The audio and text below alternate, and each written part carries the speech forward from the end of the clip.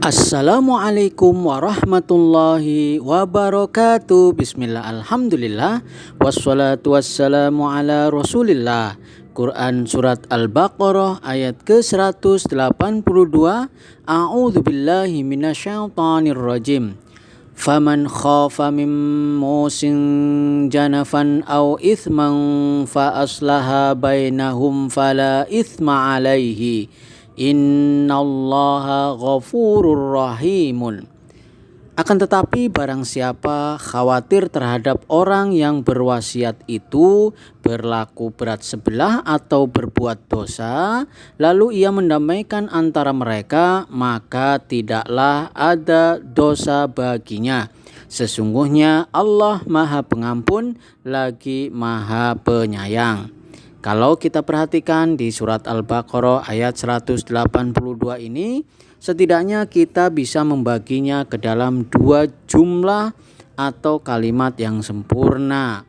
Dalam hal ini adalah jumlah ismiyah dengan karakteristiknya masing-masing. Seperti faman khafa min musin janafan aw ithman fa aslaha bainahum fala ithma alaihi. Tentu kita paham bahwa ini adalah jumlah ismiyah karena diawali dengan isim atau kata benda dan polanya memenuhi uslub syarat, di mana ada adat syarat, ada fiil syarat, dan juga ada jawab syarat. Jawab syaratnya terlihat di sini ada fa sebagai rabithah dari jawab syaratnya.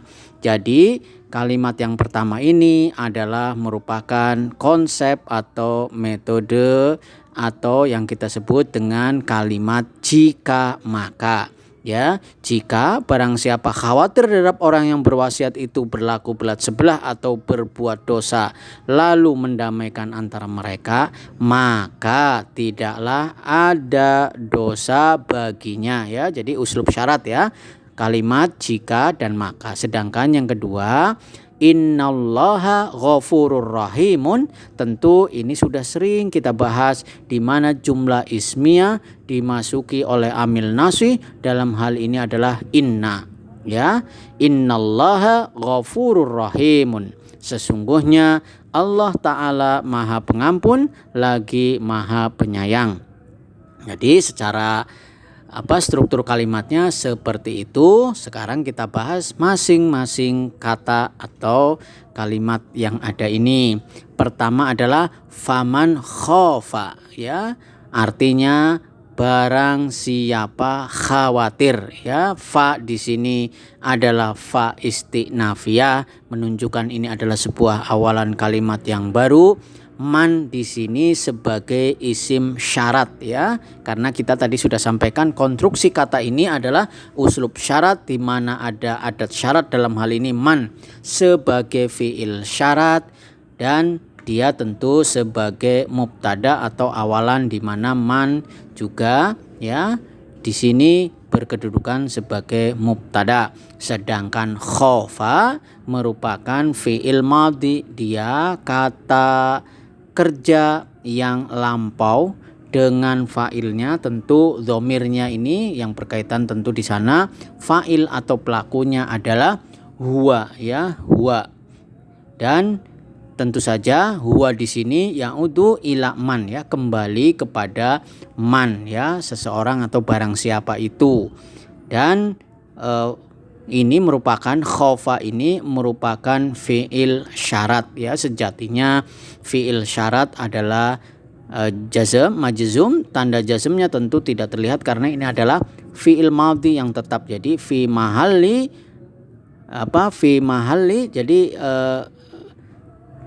jazm, ya, mahalnya adalah jazm, dan ini tetap karena sebagai fiil madhi atau kata kerja yang lampau.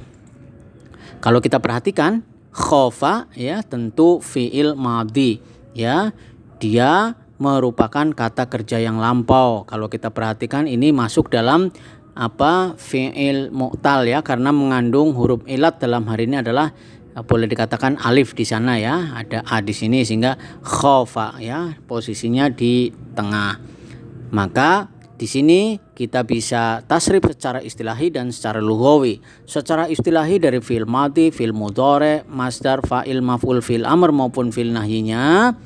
Ini adalah khafa yakhafu khaufan, khaifun makhufun, khaf la takhaf ya.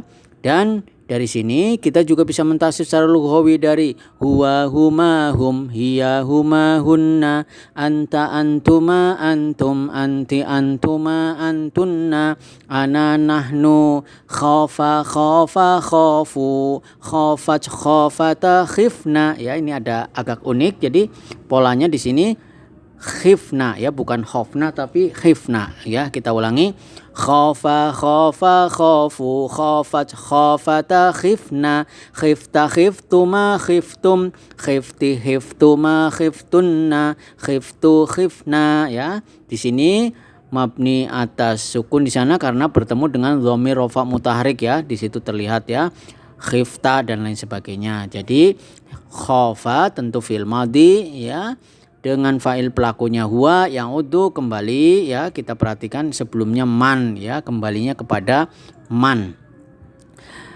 Berikutnya adalah min musin ya, mim musin, dari orang-orang yang berwasiat itu. Jadi dari orang yang berwasiat ya, musin itu orang yang berwasiat. Jadi dari atau terhadap orang yang berwasiat, jadi khawatir terhadap orang yang berwasiat.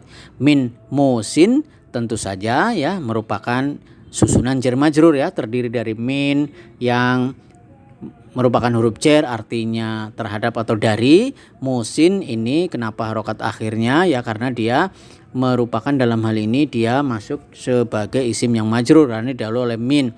Musin artinya orang yang berwasiat. Ini susunan jar majrur ini tentu muta'alik ya, memiliki keterkaitan makna. Dalam hal ini dengan fi'ilnya adalah khofa ya, khofa. Nah, boleh dikatakan seperti itu. Jadi khawatirnya terhadap orang yang berwasiat ya. Dia khawatir terhadap orang yang berwasiat. Jadi muta'aliknya seperti itu. Janafan artinya berat sebelah ya.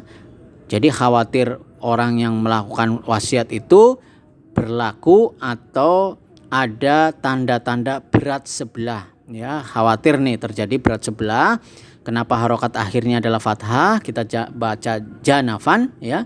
Janafan karena dia maf'ul bih ya. Kekhawatirannya apa? Khawatir berat sebelah, sehingga maf'ul bih tentu masuk dalam mansubatul asma.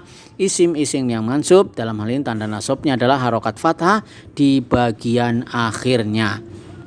Ya, tidak berhenti di situ karena ada kalimat au itsman ya, au atau itsman berbuat dosa. Au tentu masuk dalam huruf atof ya. Jadi kita sudah sering membahas wa, selain wa huruf atof juga ada au atau ya. Atau tentu itsman ini kenapa harokat akhirnya adalah fathah? Karena dia maktuf ala janafan ya, ala janafan. Janafan posisi kedudukannya sebagai maf'ul bih dia mansub. Tentu itsman juga tabi, dia ngikut karena dia sebagai maktuf ya, tabi ya, dia tabi maktuf ala janafan.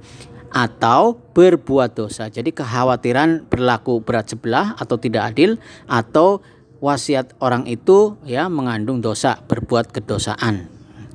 Fa aslaha, maka ia mendamaikan ya. Lalu ia mendamaikan ya, sama ini fa ya, lalu ya, lalu atau kemudian, aslaha ia mendamaikan. Jadi fa ini adalah huruf atof juga nih. Jadi ada hari ini kita bisa selain wa ada au, ada fa ya. Ini urutannya fa, lalu atau kemudian. Aslaha ia mendamaikan. Aslaha tentu ini merupakan fi'il madhi, kata kerja kata kerja yang lampau ya. Ini kalau secara wazannya adalah aflaha ya, aflaha. Jadi aflaha, aslaha. Tentu di sini fi'il madhi dengan fa'il atau pelakunya ya. Tentu di sini huwa ya, huwa atau dia. dan jumlah ini adalah jumlah yang maktufah ya, dia mengikuti ya, ini mengikuti sejatinya ini kan terdiri dari fiil dan fa'il ya, tentu ini jumlah, dia mengikuti jumlah yang sebelumnya. Fa aslaha, lalu ia mendamaikan, kemudian dia mendamaikan.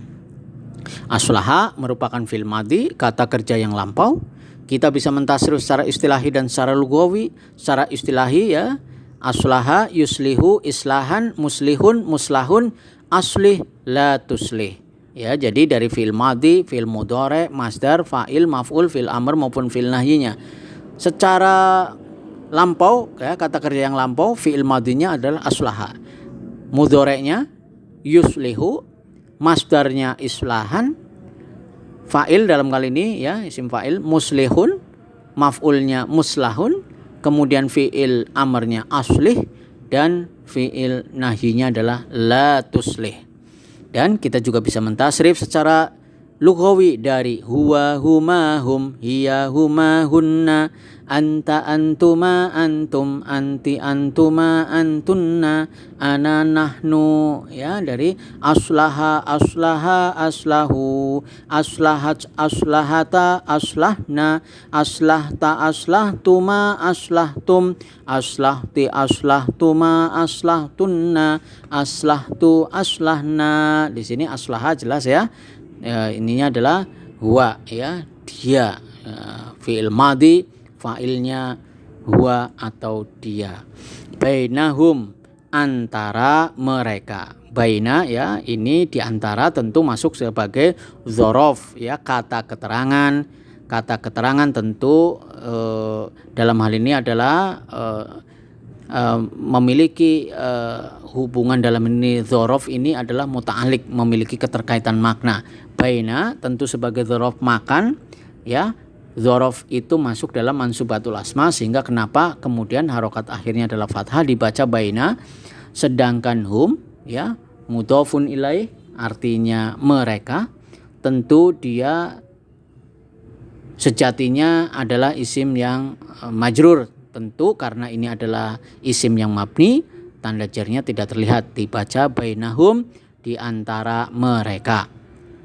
Fala itsma, maka tidak ada dosa ya. Fa ini tentu saja waqiah atau penyambung atau merupakan sebagai tanda awalan di sini untuk jawab syaratnya ya. Jawab syaratnya didahului oleh fa. Maka la-nya adalah ya la nafiyah. La nafiyah dalam hal ini adalah la nafiyah lil jinsi ya. La nafiyah lil jinsi, yang artinya dia akan menasobkan isimnya ya, isma. Kenapa harokat akhirnya adalah fathah? Karena ya dia adalah isimnya la yang mabni atas fathah, sehingga fala isma, maka tidak ada dosa. Alaihi, susunan jain majrur artinya baginya atau atasnya, tentu dia muta'alliq, memiliki keterkaitan makna dengan apa yang belum muncul. Dari la nafiyah lil jinsi ini sudah ada isimnya la, maka alaihi ini muta'alliq, memiliki keterkaitan makna dengan khobarnya la yang mahdhuf ya, tidak dimunculkan atau hilang di sini. Ya, alaihi, baginya ya, rangkaian tadi ini disebut jumlah ismiyah itu sebagai jawab syaratnya yang didahului oleh la. Sedangkan terakhir jumlah yang kedua, kalimat yang sempurna yang kedua adalah jumlah ismiyah yang dimasuki oleh inna, di mana inna memiliki amalan dia menasobkan isimnya dan merofahkan khobarnya, sehingga innallaha, inna dan isimnya inna. Tentu Allah lafdzul jalalah ini mansub, tanda nasabnya adalah fathah. Sedangkan Ghafurur Rahim sebagaimana ayat yang di 181 sama-sama merupakan dua khobar dari khobarnya inna ya, isimnya inna dan khobarnya inna. Marfu, tanda rofa'nya adalah dhammah di bagian akhirnya. Untuk lebih memperjelas ya, sebagaimana yang sering kita sampaikan, selalu ada awamil nawasih ya, amil-amil yang merusak ya. Salah satunya adalah Ada inna dan saudara-saudaranya, ada kana dan saudara-saudaranya, dan ada dzonna dan saudara-saudaranya. Bagaimana penjelasan singkatnya? Silakan dilihat di channel tercinta kita ini pada saat membahas i'rab Quran surat Al-Kautsar ya, juz 30. Silakan direview dan akhirnya kita bisa sampaikan ya bahwa di ayat 182 ini faman khafa mim musin janafan au itsman fa aslaha bainahum fala itsma alaihi innallaha ghafurur rahimun. Akan tetapi barang siapa yang khawatir terhadap orang yang berwasiat itu berlaku belat sebelah atau berbuat dosa lalu ia mendamaikan antara mereka, maka tidaklah ada dosa baginya. Sesungguhnya Allah Maha Pengampun lagi Maha Penyayang. Demikian yang bisa sampaikan, semoga Allah memberikan rahmatnya kepada kita semuanya. Subhanakallahumma wa bihamdika asyhadu an la ilaha illa anta wastaghfiruka wa atubu ilaik. Wassalamualaikum warahmatullahi wabarakatuh.